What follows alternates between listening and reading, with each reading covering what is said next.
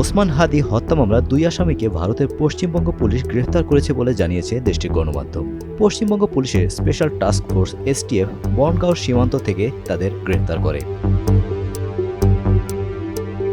Police সূত্রে জানা যায়, গুরুতর এই হত্যাকাণ্ডের পর অভিযুক্ত 2 বাংলাদেশি নাগরিক দেশ ছেড়ে অবৈধভাবে ভারতে প্রবেশ করে। তারা মেঘালয় সীমান্ত দিয়ে ভারতের ভূখণ্ডে ঢুকে বিভিন্ন স্থানে আত্মগোপনে ছিল। পরবর্তীতে তারা পশ্চিমবঙ্গের বনগাঁও সীমান্ত এলাকায় অবস্থান নেয় এবং সুযোগ পেলে আবার বাংলাদেশে ফিরে আসার পরিকল্পনাও করছিল। এই তথ্যের ভিত্তিতে পশ্চিমবঙ্গ পুলিশের এসটিএফ একটি বিশেষ অভিযান পরিচালনা করে। অভিযানে 7 ও 8 মার্চ মধ্যরাতে বনগাঁও এলাকা থেকে 2 বাংলাদেশি নাগরিককে আটক করা হয়।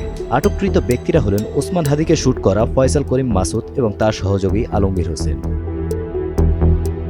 এসটিএফ এর প্রাথমিক তদন্তে জানা গেছে, ফয়সাল করিম মাসুদ ও আলমগীর হোসেন মিলে বাংলাদেশের ছাত্রনেতা ওসমান হাদিকে হত্যা করে দেশ ছেড়ে পালিয়ে যায়। পরে তারা অবৈধভাবে ভারতের মেঘালয় সীমান্ত অতিক্রম করে সেখানে আশ্রয় নেয়।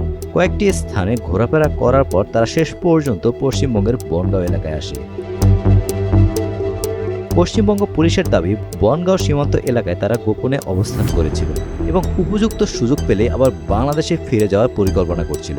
এ সংক্রান্ত তথ্যের ভিত্তিতে এসটিএফ গোয়েন্দা নজরদারি বাড়ায় এবং অভিযানের মাধ্যমে তাদের আটক করতে সক্ষম হয়। ঘটনাটি ঘিরে বনগাঁও থানায় একটি মামলা দায়ের করা হয়েছে। গ্রেফতারের পর তাদের স্থানীয় আদালতে হাজির করা হলে আদালত 2 অভিযুক্তকে পুলিশ হেফাজতে পাঠানোর নির্দেশ দেয়। বর্তমানে পুলিশ তাদের জিজ্ঞাসাবাদ করছে এবং হত্যাকাণ্ডের সাথে সংশ্লিষ্ট অন্য তথ্য উদ্ঘাটনের চেষ্টা করছে। Golam Rabbani, Times today.